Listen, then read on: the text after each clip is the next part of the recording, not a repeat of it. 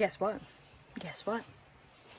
I got a rock saw.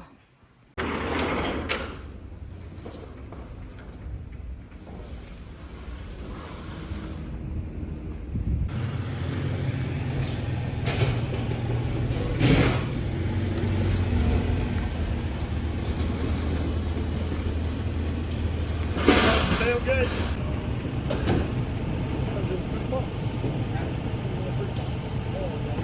It isn't a pretty box, isn't it?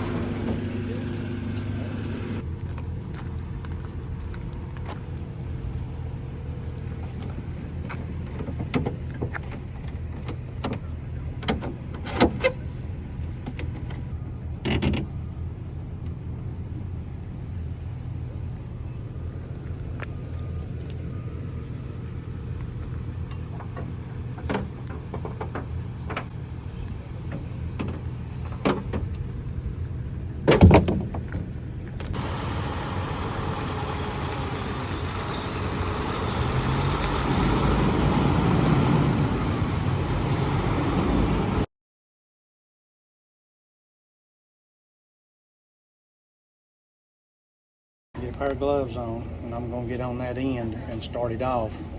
And you're gonna feed this rope for me and keep tension on it, and that's gonna keep all the weight off of me. Okay. If it starts hurting me, I'll fire down on it and get the weight off. But go ahead and feed me a little. Let me get some of it off the gate. It's full credit. I'll let the tension all the way off of it.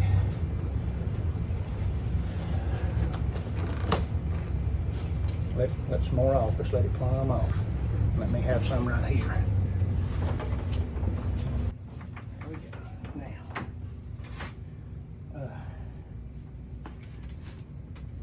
All right. Okay, we got it unloaded. Because Dad's a genius with rope and knots and pulleys. So my saw has arrived. In this crated pallet is a 14-inch slab saw and a 5-gallon bucket of oil to go with it. And yeah, I think that's all that's in there.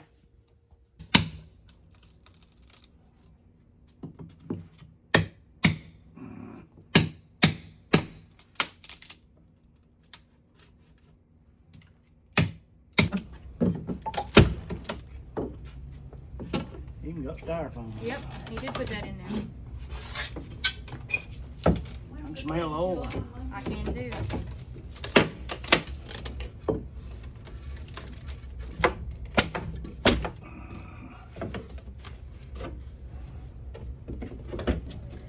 Oh, there she is. She's pretty. She'll be beautiful.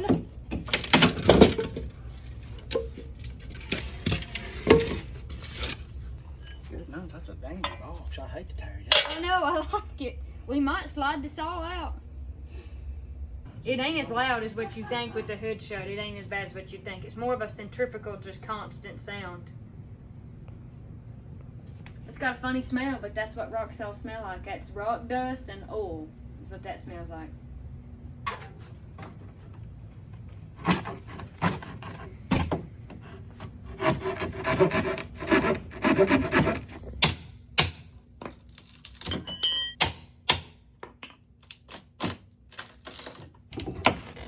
There you go. The guy that made the box did a really good job, and even mitered the ends of the frame of the box. That's so funny. I'm telling you, I highly recommend this, man. She's a beauty. She's just a little bit bigger than what I realized.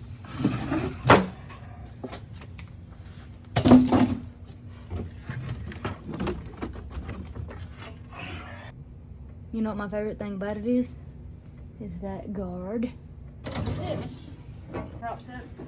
Because that locks, and then when you're ready. Raise that up, pull that up, let it down. All right, where do you want this thing? I'm gonna move that up here out of the way.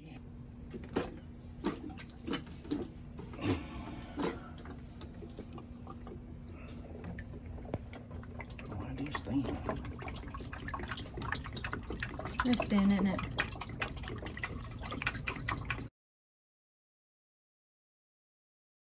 Another reason I love this saw is the window. I didn't even think about how much I would appreciate the window.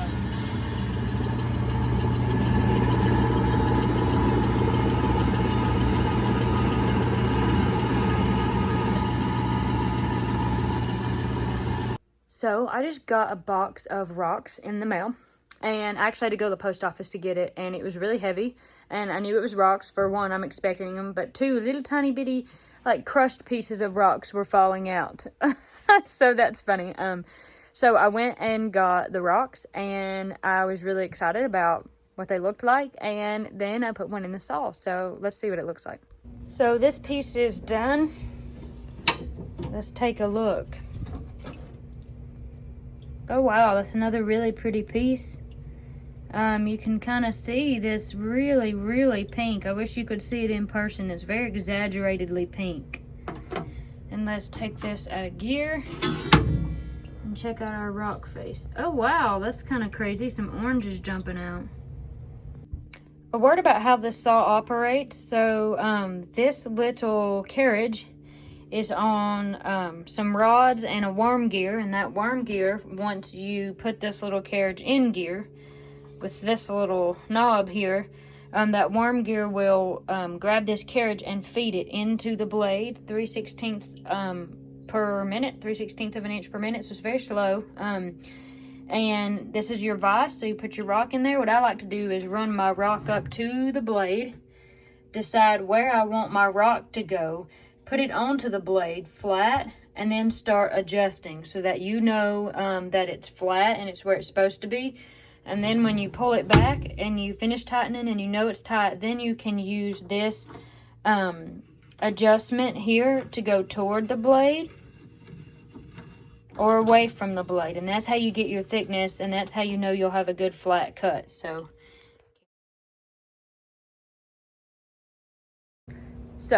I have one more rock to cut that I want to show you, and this time I put the apron on because last night I finished cutting some rocks and I got, ooh, the hairdo.